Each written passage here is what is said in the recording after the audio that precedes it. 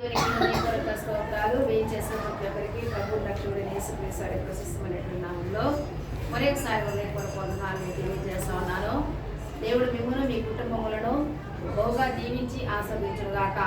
ఆమె ప్రకటన గ్రంథంలో మనం చదవబడినటువంటి యొక్క వాక్య భాగాల్లో మనం ఒక 3 నెలల నుంచి ప్రకటన గ్రంథంలో ఉన్నటువంటి విషయాలను మనం ధ్యానం చేస్తూ ఉన్నాం. ఇప్పటికీ 2వ అధ్యాయం 3వ వచనంలోకి వచ్చాం. అంటే ఇంకా ఇది తొందరే. ఎందుకు తొందర అంటే అనేకమైనటువంటి నిగూఢమైనటువంటి సత్యాలు ఇందులో లిఖించబడినటువంటి సంగతులను మనం చూస్తూ ఉన్నాం. యోహానికి పద్మాసు దీపంలో యేసుక్రీస్తు ప్రభువారు తెలియజేసినటువంటి సంగతులను మనం చూస్తూ ఉన్నాం. ఈ ప్రకటన గ్రంథంలో 3వ అధ్యాయంలో మనం చూస్తే చూసినటువంటి యొక్క మాటల్లో ఈ సాధనల గురించి నేను ఎరుగుదును అనేటువంటి మాట మనం చూస్తూ ఉన్నామంటే ఈ యొక్క దేశ యొక్క పరిస్థితులు ఏ విధంగా ఉన్నాయి. ఈ పరిస్థితులు అన్నీ కూడా మనం చూస్తే నానాటికి కూడా మారిపోయేటువంటి సంఘటనలు కనబడుతూ ఉన్నాయి. అంటే యేసుక్రీస్తు ప్రభువు యొక్క రాకకు ముందు అనేకమైనటువంటి సూచనలను ఈ లోకంలో ఉన్నటువంటి బైబిల్ స్కాలర్స్ అనేటువంటి వారు తెలియజేశారు. ఏంటి అంటే యేసుక్రీస్తు ప్రభువు యొక్క రాకకు ముందు చాలా మంది ఏం చేస్తారంటారట, ఎక్కువగా వస్తు వాహనాలకి ఆధిపత్యం ఇచ్చేవారుగా ఉంటారట. అంటే దేవుని మీద ఎక్కువగా అభిలాష కలిగినటువంటి వారు కాకుండా వస్తు వాహనాల మీద. ఇప్పుడు మనకు అదే కనిపిస్తుంది కదా. ఇదివరకు రోజుల్లో సరిగ్గా ఇంట్లో తాగడానికి ఒక గ్లాస్ కూడా ఉండేది కాదు. మంచులు తాగాలంటే ఒక గ్లాస్ ఉండేది కాదు. ఏదో ఒక చెంబులో అందరూ తాగేటువంటి పరిస్థితి. సామాను చాలా తక్కువగా ఉండేది. గమనించినట్లయితే రాజ్యాలలో అది సామాను ఎవరికి కూడా లేవు కదా. నేల అనుకునే ఇళ్ళు ఉండేవి, మొలక మంచాలు ఉండేవి. వాళ్ళ ఇంట్లో కట్టె మంచం, రబ్బారు మంచం ఉంది అంటే చాలా గొప్పగా ఫీల్ అయ్యేవాళ్ళు. ఎవరికి కూడా టీవీ లేవు, ఎవరికో రేడియో ఉండేది. ఆ రేడియో చూస్తే వాళ్ళ ఇంట్లో రేడియో ఉంది అంటే గొప్ప, వాళ్ళ ఇంట్లో రేడియో ఉంది అని. కానీ ఈరోజు అదేమన్నా ఎక్కడ చూసిన పేదవారిలో కూడా ఏసీలు కనపడతా ఉన్నాయి. ఇదంతా అంటే మనుషులు దేవునికి ఇవ్వాల్సినటువంటి స్థానాన్ని, దేవుని మీద పెట్టాల్సినటువంటి శ్రద్ధని ఎక్కడ పెడతారంటే వస్తు వాహనాల్లో పెడతారు. అదే మనకి ఇప్పుడు కనిపిస్తా ఉంది. ఈ రోజున ఈ సంవత్సరంలో ఒక బండి వాడితే వచ్చే సంవత్సరాలు మార్చేస్తున్నారు. మార్కెట్లో ఏదైతే కొత్త కారు రిలీజ్ అవుతుందో ఆ కార్లని ముందుగానే వారు బుక్ చేసుకునేటువంటి వారుగా కనబడుతున్నారు. అందుకే ఏం చెప్పబడతా ఉందంటే వస్తు వాహనాల మీద మోజు పెరిగిపోతుందంట. ఇల్లు చాలా బాగా కట్టుకుంటారట. ఇల్లు మనం చూస్తే ఎలా ఉంటుంది, ఇలా చూడాల్సి వస్తుంది. కట్టించినటువంటి బిల్డింగ్లు చాలా ఆకాశం వైపు ఎత్తి చూడాల్సి 36 అంతస్తులు 50 అంతస్తులు. ఎక్కడో అమెరికాలో ఇతర దేశాల్లో ఉండేవి అవి మన దేశంలోనే కనిపిస్తూ ఉంటాయి. అధికంగా ఇల్లు కట్టుకుంటారు. లగ్జరీ మీద మనసు పెడతారు. దేవుని మీద కాకుండా లగ్జరీగా జీవించాలి అనేటువంటి దాని మీదకి దృష్టి వెళ్ళిపోతుంది. తర్వాత విగ్రహారాధన అనేటువంటిది ప్రబలిపోద్ది, చాలా ఎక్కువైపోద్ది. అదే మనకు కనబడతా ఉంది కదా. ఎవరిలో చూసినా భక్తిభావం, ఆ భక్తి నిజమైనటువంటి భక్తిలోకి వెళ్తుందా అంటే లేదు. ఆ భక్తి విగ్రహారాధనలోకి వెళ్తుందంటే అర్థం ఏంటంటే సాతాను తన యొక్క క్రియలను అధికం చేస్తున్నాడు. ఎందువల్లంటే అతనికి ఎక్కువ సమయం లేదు, సమయం సంకుచితంగా ఉంది. నేను చాలాసార్లు ఒక ఎగ్జాంపుల్ చెప్తాను మీకు. ఎవరికైనా ఒక జాబ్ రిటైర్మెంట్కి వస్తూ ఉన్నారు, ఏం చేస్తారు? నేను రిటైర్మెంట్కి వస్తున్నానంటే త్వరగా పనులు చేసుకునేటువంటి వారుగా ఉంటారు. రాజకీయ నాయకులు కూడా అంతే. తమ యొక్క పదవి ఇంకా కొన్ని రోజుల్లో అయిపోతుంది అనేసరికి తమ వాళ్ళు ఎవరెవరు ఉన్నారో ఇంకా ఏమేమి సంపాదించుకోవాలో అదంతా కూడా వేగిరపాటు చేస్తారు. అలాగే సాతాను కూడా ఏం చేస్తున్నాడంటే మనుషులందరినీ కూడా వస్తు వాహనాల మీదకి వాళ్ళ యొక్క దృష్టి మళ్లిస్తూ ఉన్నాడు. విగ్రహారాధన మీదకి దృష్టి మళ్లిస్తూ ఉన్నాడు. ఇంకా చూసినట్లయితే అన్ని సాంప్రదాయాలు అంటే చూసారు ఈ రోజుల్లో మనకి ఏం కనిపిస్తా ఉంది. ఎక్కువగా చూడండి, పిల్లలకి పెళ్లిళ్ళు చేయాలంటే జాతకాలు కుదరకపోతే పెళ్లి చేయాలి. ముహూర్తాలు ఎక్కువైపోతున్నాయి. ప్రతి దానికి కూడా దేని మీద సాముద్రికం మీద, వేరే వాటి మీద వాళ్ళ యొక్క విశ్వాసం ఎక్కడికి వెళ్ళిపోయింది? దేవుడి మీద లేదు. క్రైస్తవుల్లో కూడా ఇలా తయారయ్యారు. క్రైస్తవుల్లో కూడా గృహప్రవేశం అంటే ఒక తిథి నక్షత్రం వారం అన్ని నిర్ణయించుకోవటం, పెళ్ళి అంటే ముందుగానే వెళ్ళి లగ్నాలు అక్కడ పెట్టించుకుని చర్చిలో మ్యారేజెస్ చేయడం, ఇలాంటివన్నీ కూడా చేస్తూ ఉన్నారు. కానీ దేవుడు ఏం చెప్తున్నాడు మనకి? ప్రతిదీ మంచిది, ప్రతిరోజు మంచిది. మనం తలపెట్టినటువంటి కార్యం మంచిదే కనుక అయితే అది దేవుడిచ్చినటువంటి తలంపు అనేటువంటిది ఉండాలి.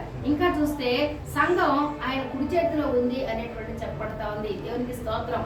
ఎంత గొప్ప ధన్యత అండి. సంఘం అంటే కేవలం ఇమ్మానుయేలు చర్చ్ ఒక్కటే కాదు, సార్వత్రిక సంఘం. ప్రపంచ యావత్తులో ఎన్నైతే చర్చెస్ ఉన్నాయో ఆ సంఘాలన్నీ కూడా ఎవరి వెంటే యేసుక్రీస్తు ప్రభువారి ఆయన తన యొక్క కుడి చేతిలో పెట్టుకుని ఉన్నాడు. ఆయన యొక్క వశంలో ఉన్నాయి. సంఘాల మధ్య కూడా ఆయన సంచరిస్తూ ఉన్నారు.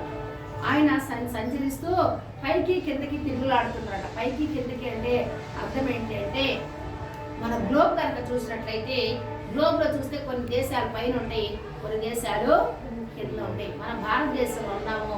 మనకు ఎగువన ఉన్న దేశాలు ఉన్నాయి, మనకు దిగువన ఉన్న దేశాలు ఉన్నాయి. ఉత్తరాన ఉన్నటువంటి దేశాలన్నీ కూడా ఎగువన ఉన్నటువంటి దేశాలు, దక్షిణాన ఉన్నటువంటి దేశాలన్నీ కూడా దిగువన ఉన్నటువంటి దేశాలు. ప్రతి ఒక్క దేశంలో, ఏ దేశంలో ఉన్నారు యేసుక్రీస్తు ప్రభు వారు? ఏ దేశంలో ఉన్నారండి యేసు ప్రభు? యేసు ప్రభు ఏ దేశంలో ఉన్నారు? అన్ని దేశాల్లో ఉన్నారండి. అన్ని దేశాల్లో ఉన్నారు. ప్రపంచ యావత్తు ఆయన ఉన్నారు. ఆయన ఈ యొక్క సంఘాలకి ఆయన తీర్పుగా ఉన్నారు. ఆ తర్వాత చిట్ట చివరిలో కూడా తీర్పు తీర్చే అధికారం కూడా యేసుక్రీస్తు ప్రభు వారిదే. అయితే ఆయన ఏం చేస్తారంటే అన్ని సంఘాలని కూడా పరిశీలన చేస్తున్నారు. జాయిసి చెప్పింది కదా, ఒక 4 రోజుల నాడు మా ఇక్కడ యేసుక్రీస్తు ప్రభు వారు ఇలాగ వృద్ధుడుగా ఆయన ఇలా తెల్ల గడ్డం, తెల్ల చుట్టూ ఇలా అంగి వేసుకుని ఇక్కడ నిలబడి ఉండటం చూసింది కదా తన దర్శనం. అంటే ఆయన ఇక్కడ ఉన్నారు. మనం అనుకుంటాం, కొందరు అనుకుంటారు ఈ మురికివాడలో ఉన్నటువంటి ఇది ఒక ప్రాంతం, ఎవరు అందరూ పేదవాళ్ళు అక్కడ ఎందుకుంటాడు యేసు ప్రభు? అబ్బా ఆ చర్చి కట్టారు, ఎంత బాగుందో, ఎంత ఏసీ, బాగా డబ్బున్న వాళ్ళు అక్కడ ఉంటారు, అక్కడ ఉన్నాడు యేసు ప్రభు అనుకుంటారు. ఉంటారు అక్కడ కూడా, అక్కడ ఉండరని కాదు, ఉంటారు. ఆయన ఒకటే మాట చెప్పారు, ఎక్కడైతే ముగ్గురు నా నాన్న కూడి ఉంటారో వారి మధ్య నేను ఉంటాను. అంత మంచి దేవుడు ఆయన. ఆయనకి ఎలాంటి భేదమో ఎలాంటి వ్యత్యాసము లేనే లేదు. మనం అనుకుంటాం వీళ్ళు స్త్రీలు, వీళ్ళు పురుషులు, వాళ్ళు ఇతరులని మీకు తెలుసు కదా, స్త్రీ పురుషులు కానివారు. మనం ఏం చేస్తామంటే కొన్నిసార్లు వాళ్ళని వేరే విధంగా చూస్తాం, కానీ వాళ్ళని కూడా యేసుక్రీస్తు ప్రభు వారు ప్రేమిస్తున్నారు. మనల్ని ఎలాగైతే ప్రేమిస్తున్నారో వాళ్ళని కూడా అదే విధంగా ప్రేమిస్తూ ఉన్నారు. ఆయనకి ధనికులని, పేదవారని, చదువుకున్న వారని, చదువు లేనటువంటి వారని, ఇతరులని ఆయనకి ఎక్కడా కూడా ఎలాంటి వ్యత్యాసం అనేటువంటిది లేనే లేదు. అయితే ఈ యొక్క సంఘానికి దేవుడు ఏం చెప్పి 7 విషయాల విషయంలో ఆయన మెచ్చుకున్నారు ఈ సంఘాన్ని. ఏ సంఘం ఇది? ఎఫెసు సంఘం. ఎఫెసు సంఘం తర్వాత ఎఫెసి నగరానికి సంబంధించినటువంటి విషయాలు గత వారంలో నేను అన్ని కూడా కూలంకషంగా తెలియజేశాను. ఇక్కడ మొదటి మాట ఆయన ఏమంటాడంటే, నీ క్రియలు నాకు తెలుసు, మరి అబ్బాయి నువ్వు చేసే పనులేంటో నాకు తెలుసు. ఎవరు? యేసుక్రీస్తు ప్రభువారు అన్నారు. నాకు తెలుసు నువ్వేం చేస్తున్నావో, నీ క్రియలన్నీ కూడా నాకు తెలుసు అనగానే గుండె అంటే కేవలం నిన్ను ఎప్పుడు దుయ్యబట్టడానికి మాత్రమే కాదు, కానీ ఆయన నువ్వు చేసేటువంటి ఏ క్రియలైతే నువ్వు మంచి క్రియలు చేస్తుంటే ఆ మంచి క్రియల నిమిత్తం కూడా ఆయన నీ కొరకు జీతాన్ని సిద్ధపరిచి ఉంచారు. ఆయన మనం చేసేటువంటి మంచి విషయాలను బట్టి ఆయన ఎంతగానో ప్రోత్సహించేటువంటి వారుగా ఉన్నారు. అలాగే మనం కలిగి ఉన్నటువంటి రక్షణ విషయాన్ని చూసేసరికి రక్షణ క్రియల ద్వారాగా రాదు. ఏమండి, నేను పర్లోక రాజ్యానికి టికెట్ కొనుక్కుంటాను, ఎంత ధనం చెల్లించాలి చెప్పండి అంటే ఎవరికైనా ఇవ్వగలరా? లేదు. మనం చేసేటువంటి పనులను బట్టి రక్షణ వస్తుందా అంటే రాదు. ఎలాగొస్తుంది రక్షణ అంటే యేసే క్రీస్తు, ఆయనే రక్షకుడు. ఆయన నా పాపాల నిమిత్తం మరణించాడు, ఆయన తిరిగి లేచాడు. నేను చనిపోయినా నా ప్రభు నన్ను చెయ్యి విడవడు. ఆయన లోకానికి నన్ను చేర్చుకోవడానికి ఆయన మధ్యాకాశానికి రానే ఉన్నారు అనేటువంటి ఈ యొక్క విశ్వాసం ఎవరిలో ఉంటుందో వాళ్ళు మాత్రమే రక్షించబడతారు అనేది తెలియచేయబడతా ఉంది. తీతు పత్రిక 3వ అధ్యాయం 5వ వచనంలో తెలియచేయబడతా ఉంది. రోమా 4 అధ్యాయం 5వ వచనంలో కూడా తెలియచేయబడతా ఉంది. అంటున్నాడు ఆయన, నీ యొక్క సత్క్రియలు, నువ్వు చేసేటువంటి సత్క్రియలు, నువ్వు కనుక సత్క్రియలు చేస్తే, నువ్వు మంచి పనులు చేస్తే, దేవునికి ఇష్టమైనటువంటి పనులు చేస్తే ఆయనట నీతో మాట్లాడతాడు. ఎంతమందికి ఇష్టం? నన్ను పట్టుకుంది ఈ మాటే, యేసుప్రభు అంటే మాట్లాడతాడా అనేటువంటి మాటే నన్ను పట్టుకుంది. ఆయన మాట్లాడటం ఏంటి, దేవుడు మాట్లాడటం ఏంటి అనేటువంటి యేసుక్రీస్తు ప్రభు అంటే ఆయన కనబడతాడా అనుకున్నాను. ఆయన కనబడిన తర్వాత, ఆయన మాట్లాడిన తర్వాత బుద్ధి వచ్చి ఇలా నిలబడి అందరి ఎదుట బుద్ధిహీనంగా నేను మాట్లాడాను అని ఒప్పుకునేటువంటి స్థితిలోకి పరిశుద్ధాత్ముడు నన్ను తీసుకుని వచ్చారు. మన సత్క్రియలన్నీ కూడా చేస్తే ఆయన మాట్లాడతారు, ఇష్టపడతారనే సంగతి మనకు తెలియచేయబడతా ఉన్నాయి. అందుకే రక్షణకు వచ్చినటువంటి ఎవరు కూడా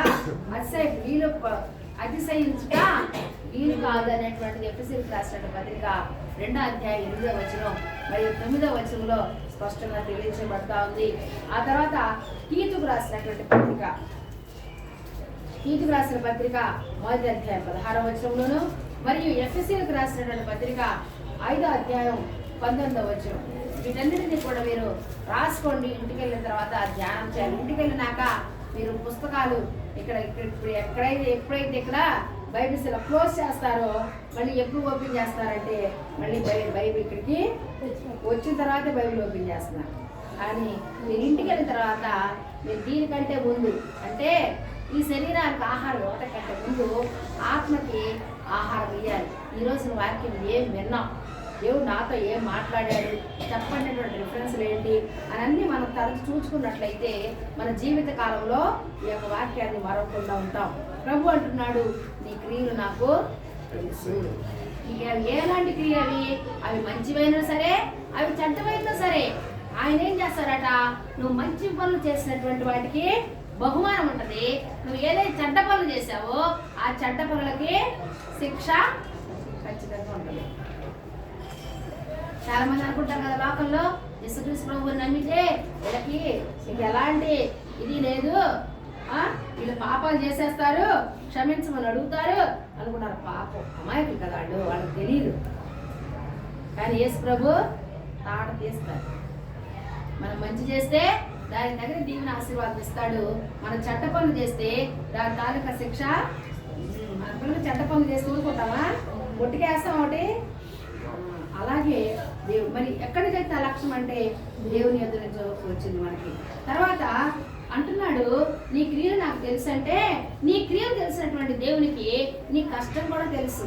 ఎందుకంటే నువ్వు మంచి పనులు చేయాలంటే కాస్త కష్టపడాలి కదా, దేవునికి పని కొరకు డబ్బులు ఇవ్వాలని నువ్వు కష్టపడాలి కదా, దేవుని యొక్క సన్నిధిలో నువ్వు పని చేయాలంటే కష్టపడాలి కదా. కాబట్టి నీ కష్టం కూడా నాకు తెలుసు అని అంటున్నాడు. ఇంకొకటి ఏం చెప్తున్నాడంటే, నువ్వు ఇంతగా ఎన్ని కష్టాలు వచ్చినా, బాధలు వచ్చినా, ఇరుకులు వచ్చినా, ఇబ్బందులు వచ్చినా, ఏమైనా కూడా వాటన్నిటినీ కూడా నువ్వు సహించి నా యందే నిలిచి ఉంటున్నావు కదా. కాబట్టి నీ సహనమును కూడా నేను ఎరుగుతున్నాను. ఎంత మంచి దేవుడండి. దేనికి దానికే తెలుస్తాడు. మనం ఏం చేస్తామంటే మన పిల్లలు తప్పు చేస్తే నా బాబాయ్ నా బుజ్జి అని ఆకేసుకొస్తాం. మా అబ్బాయి తప్పు చేయలేదు అని చెప్తాం, అబద్ధాలు చెప్తాం.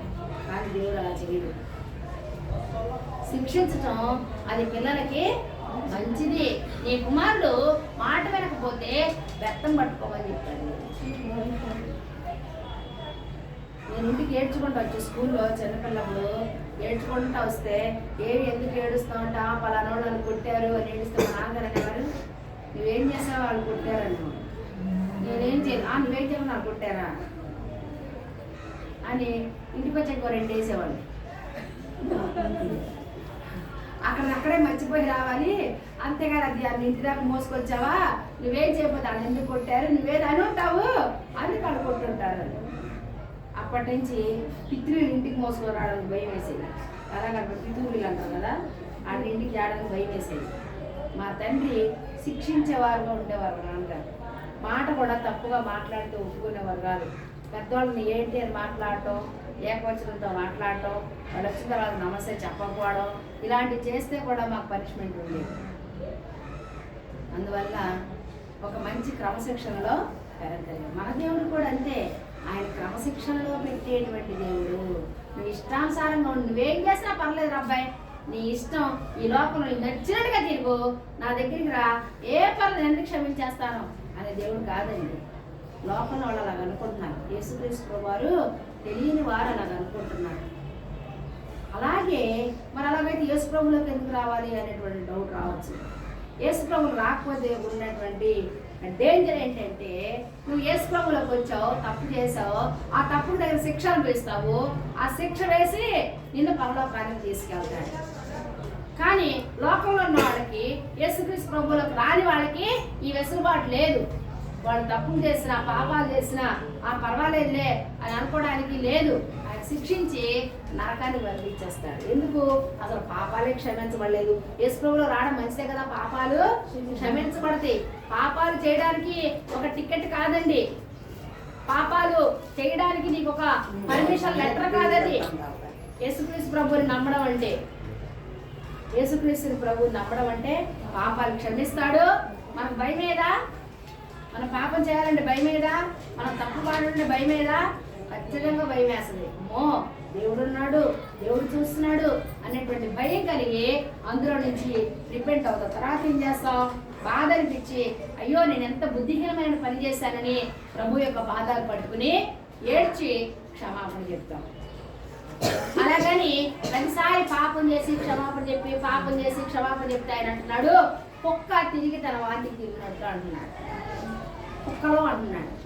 అది చాలా నీచమైనటువంటి కదా, అలా ఉండద్దని. కాబట్టి నువ్వు ఎంత, నీ పనులు నాకు తెలుసు, నీ యొక్క కష్టము నాకు తెలుసు, నీ సహనం కూడా నాకు తెలుసు, అన్ని కష్టాలు బాధలు అనుభవించి నాతో కూడా ఉంటున్నావని.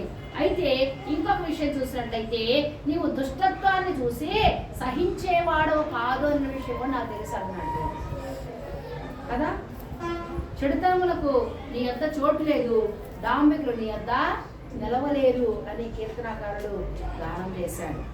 మనం ఏమైనా కొంతమంది దుష్కార్యాలు చేస్తారనుకోండి, నువ్వు సహించగలమా? చెబుతాం. అలా ఎందుకు చెప్తున్నావు? సువార్త యేసే నిజదేవుడు రక్షణమైనటువంటి విషయం ఎందుకు చెప్తున్నావు? అమ్మా నీవు యేసు ప్రభువులోకి వస్తే నీ పాపాలు క్షమించబడితే, లేకపోతే పాపాలతో పాటు నువ్వు నరకానికి వెళ్ళిపోతావు. వద్దు, నువ్వు అట్లా వెళ్ళటం దేవునికి ఇష్టం లేదు. ఎందుకు? వాళ్ళు కూడా దేవుని యొక్క స్వరూపమై ఉన్నారు కాబట్టి మనం ఆ విధంగా చెప్తాం. అందువల్ల దుష్టుల యొక్క సహవాసం మనం చేయము, దుష్టకార్యాలు చేసేవారి యొక్క సహవాసం చేయం. మన పిల్లలు చేస్తుంటే, ఒక అబ్బాయి ఉన్నాడు, వాడు ఎప్పుడు కూడా అమ్మాయిని ఏడిపిస్తూ ఉంటాడు అనుకోండి. ఆ అబ్బాయితో మీ అబ్బాయి స్నేహం చేస్తున్నాడు, మీరు సరే నాన్న మంచిది మరి వాడికి స్నేహం చేస్తాం, మంచిది చెయ్యి, ఎల్లు, నువ్వు కూడా ఏడిపించని చెబుతావా? వద్దురా, వాడి ప్రవర్తన బాగాలేదు, వద్దు, వాడితో వెళ్ళకు నాన్న, వద్దు నాన్న, అది మంచి పని కాదు అని మన పిల్లల్ని మాన్పించేస్తాం. మంచి మార్గంలో నడిపిస్తానికి ఏ విధంగా ఇష్టపడతామో అలా ఈ ఎఫెసీ సంఘం కూడా ఎలా ఉందంట, దుష్టత్వాన్ని చూసి సహించలేనటువంటిదిగా ఉంది అంటే ఎఫెసీ సంఘం. మంచి సంఘమే కదా, అలా నడుస్తూ ఉంది. అదేం తెలియదు, ప్రభు తర్వాత చెప్తారు. ఆ తర్వాత ఇంకా ఈ ఎఫెసీ సంఘంలో ఎలాంటి వాళ్ళు ఉన్నారట, తాము అపోస్తలులు కాకయే అపోస్తలులు అని చెప్పుకునేటువంటి వాళ్ళు ఉన్నారట. ఇదేంటి? అపోస్తలులు అంటే ఎవరు? అపోస్తలుడు అంటే పిలువబడినటువంటి వారు, పంపబడినటువంటి వారు. రెండు అర్థాలు కూడా వస్తాయి. పిలువబడినటువంటి వారు అంటే దేవుని చేత పిలువబడినటువంటి వారు, పంపబడినటువంటి వారు అంటే దేవుని ద్వారాగా సంఘంలోకి పంపబడినటువంటి వారు. వారిని అపోస్తలుస్ అన్నారు.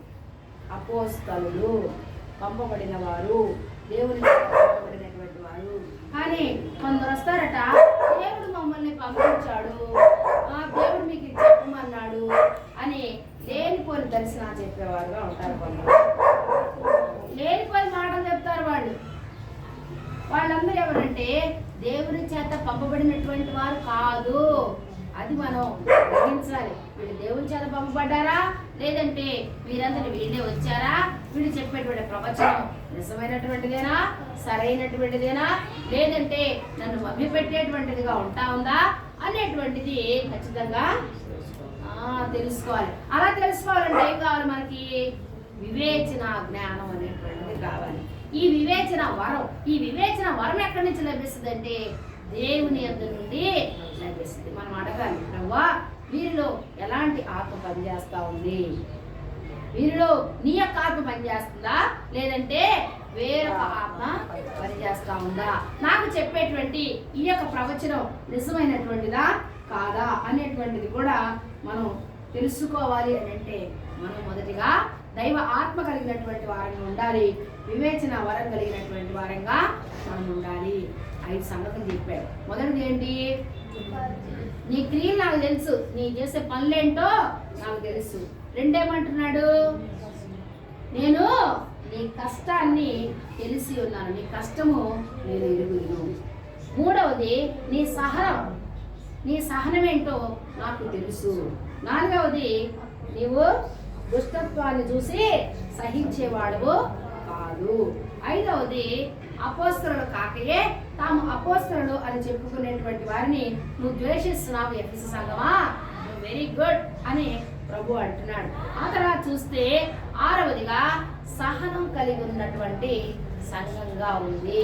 సహించేటువంటి సంఘం, భరించేటువంటి సంఘం అనేటువంటి ఏంటంటే నీవు నా నామం నిమిత్తం నువ్వు భారాన్ని భరిస్తున్నావు అంటే ఏంటంటే తమ సిలువని మోసినటువంటి సంఘంగా. యేసు ప్రభు వారు అన్నారు కదా, ఎవరైనా నన్ను వెంబడించుకోలేని ఎడల తను తాను ఉపేక్షించుకుని, అంతేనా, నీ సిలువను ఎత్తుకుని నన్ను వెంబడించు అన్నాడు. నీ సిలువ అంటే ఉన్నాయండి, సిలువ తెచ్చి పెట్టుకున్నారా? చక్క సిలువలు తెచ్చుకున్నారా? సిలువ అంటే శ్రమకి సాధిస్తున్నాం. శ్రమలు నీకు ఈ లోకంలో కష్టాలు ఉంటాయి, బాధలు ఉంటాయి. యేసుప్రభు నమ్ముకుంటే కష్టాలు ఉండవా? నేను అందుకే నాకు చెప్తే నేను నమ్మలేదు. యేసుప్రభు గొప్పదే ఏంటమ్మా నువ్వు చెప్పేది? యేసుప్రభు నమ్ముకుంటే బాగుంటారా? ఎందుకు బాగుంటారు? నేను చూస్తున్నాను వాళ్ళందరూ పురుషుల్లో ఉన్నారు, వాళ్ళందరూ డబ్బులు లేవు, చాలా పేదవాళ్ళుగా ఉన్నారు వాళ్ళు. యేసుప్రభు నమ్ముకుంటే ఏంటి కాదు లాభం అని అడిగాను నేను. అలాగే అనుకుంటాం. ఆయన అదే చెప్తున్నాడు. తర్వాత వచనాల్లో చెప్తాడు. ఆ తర్వాత చూస్తే ఇంకొక సంగతి ఆయన చెప్తుంటాడు అనమాట. నువ్వు దరిద్రుడు అంటే నువ్వు డబ్బులు లేవు, నీ దగ్గర డబ్బులు లేవు, నువ్వు చాలా పేదోడివి అని చెప్తూ అంటున్నాడు. అయినా నీవు ధనవంతుడివే. హల్లెలూయా. మన దగ్గర డబ్బులు ఉన్నాయా? కోట్లు ఉన్నాయా? లేకపోయినా మనము ధనవంతులం. ఎందుకంటే పరలోక రాజ్యంలో ఉన్నతమైనటువంటి స్థానంలో మనల్ని ఉంచుతారు. ఈ లోకంలో ఉండేవి ఏవి కూడా శాశ్వతం కాదండి. ఇవన్నీ కూడా ఈ భూమి ఆకాశంలోనే ఆయన లైవ్ చేయబోతా ఉన్నాడు. వారు అంటే ఇది ఎంతగా గొప్పగా ఈ సంఘం క్రీస్తుని ప్రకటించినటువంటి సంఘంగా ఉంది.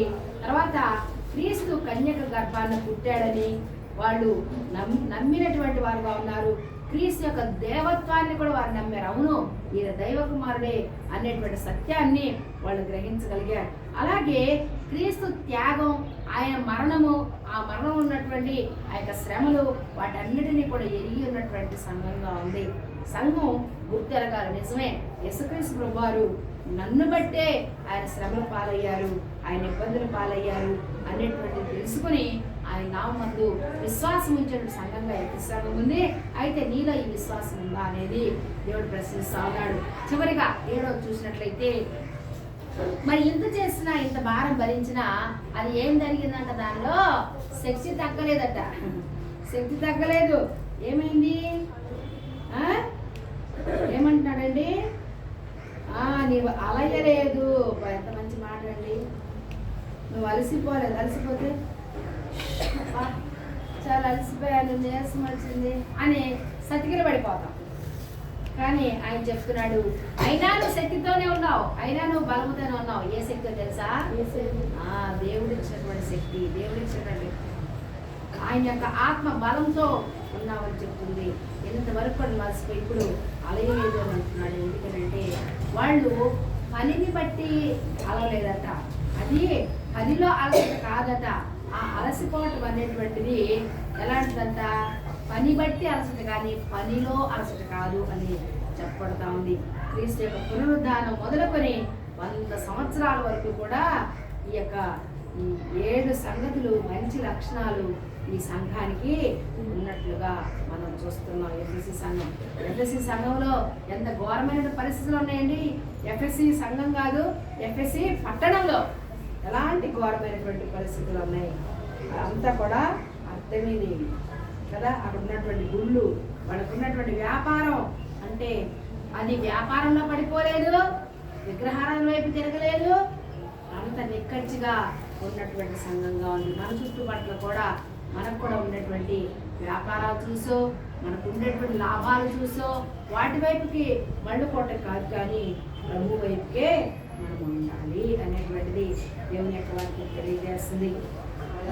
ఇంకా ఏమంటాడంటే, బాగుంది, very good, well and good, ఓ ఎఫ్ఎస్ సంఘమా సూపర్ నువ్వు అని అంటున్నాడు. మంచిది కళ అని చెప్పిన తర్వాత కొన్ని సంగతులని ఆయన ఇంకా ఏం చెప్తున్నాడు, ఈ ఒక్క మాట చెప్పి గుర్తించేస్తాను. తప్పు ఒకటి మోపుతున్నాడు. ఏంటి ఆ తప్పు అంటే, ఆ యొక్క తప్పు పరిశుద్ధాత్ముడే మనకి మరి అన్నిటికీ కూడా ఆయన మన సహాయం ఉంటున్నారు. కానీ నువ్వేం చేస్తున్నావంటే, నువ్వే తప్పు ఒకటి మోపలుస్తున్నది. ఏంటట ఆ తప్పు, నీకు మొదట ఉండినటువంటి ప్రేమను కోల్పోయావు. నీ రక్షణ పొందుకున్నటువంటి దినాలలో ఏ విధంగా దేవుళ్ళు రగులుతూ మండుతూ ఉన్నావో ఆ విధంగా నువ్వు లేవు అనేటువంటిది తప్పు ఆయన మోపుతా ఉన్నాడు. నువ్వేం చేయాలట, నువ్వు మొదటి ఉండినటువంటి ప్రేమ ఉండాలి. నువ్వు ఎక్కడ పడిపోయావో జాగ్రత్త, నువ్వు ఏ పరిస్థితిలో పడిపోయావో, ఏ స్థితిలో పడిపోయావో, పడ్డ చోట నుంచి నువ్వు లే సంఘమా అని ఎఫెసీ సంఘంతో చెప్తాడు. పడిపోయిన సంఘంగా ఉందంట. 7 సంఘాలలో ఏదో ఒక సంఘం అయ్యేది. ఒక సంఘం మనకి మనం పరిశీలించుకోవాలి. సంఘం అంటే గోడలు కాదు, ఫ్యాన్లు, రేకులు కాదు. సంఘం అంటే నువ్వు నేను. మనకు కావాలి. మనం ఇక్కడ నుంచి వెళ్ళిపోయినాక పరిశుద్ధాత్మని ఇక్కడ ఉండరు, ఆయనకు అర్థం లేదు ఈ గోడలు. మనం ఇక్కడ ఎంతసేపు ఉంటామో పరిశుద్ధాత్ముడు మనతో కూడా ఉన్నారు, ఆయన ఉంటారు, మన సర్వసత్యంలోకి నడిపిస్తారు